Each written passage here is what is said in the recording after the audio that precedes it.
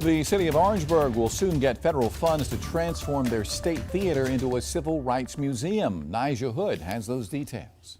For the youth, it's great to learn and not forget where you came from, just learn about the history. History in Orangeburg will soon be personified through a civil rights museum. The city will receive more than $700,000 to revitalize its historic state theater on Boulevard Street.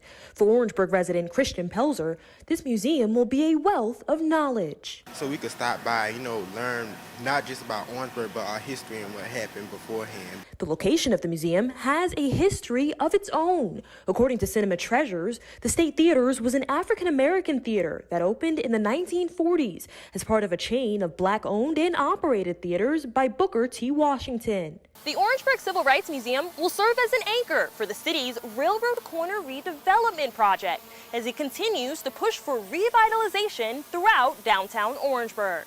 One aspect of local history residents say they are hoping to see highlighted at the museum is the Orangeburg Massacre. The museum comes on the heels of efforts to restore a place that was a turning point during this event. And I'm glad that they are putting a little bit more business into the old bowling alley. Somebody purchased it to honor the people that lost their loved ones due to the massacre.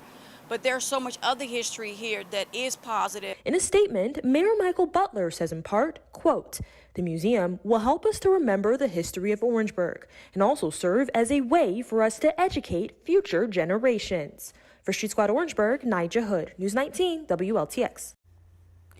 Well, there are a lot of people from the Midlands who left their mark on Black history, and some of those people were young college students. So let's take a moment and look at some of those moments in history. Now, back in 1968 in February, as Nija just told us, the Orangeburg Massacre happened at South Carolina State after its students and Claflin University students gathered to protest racial segregation at a bowling alley. In January of 1961, students from Friendship Junior College in Rock Hill were arrested at the McCrory's Five and Dime restaurant after they were denied service at the lunch counter but refused to leave.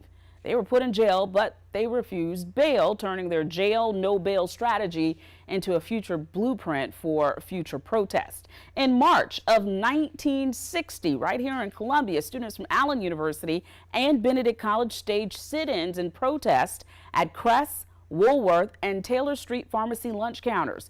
In that same month, hundreds of students marched peacefully around the grounds of the State House for social change, and 187 of them were arrested and convicted.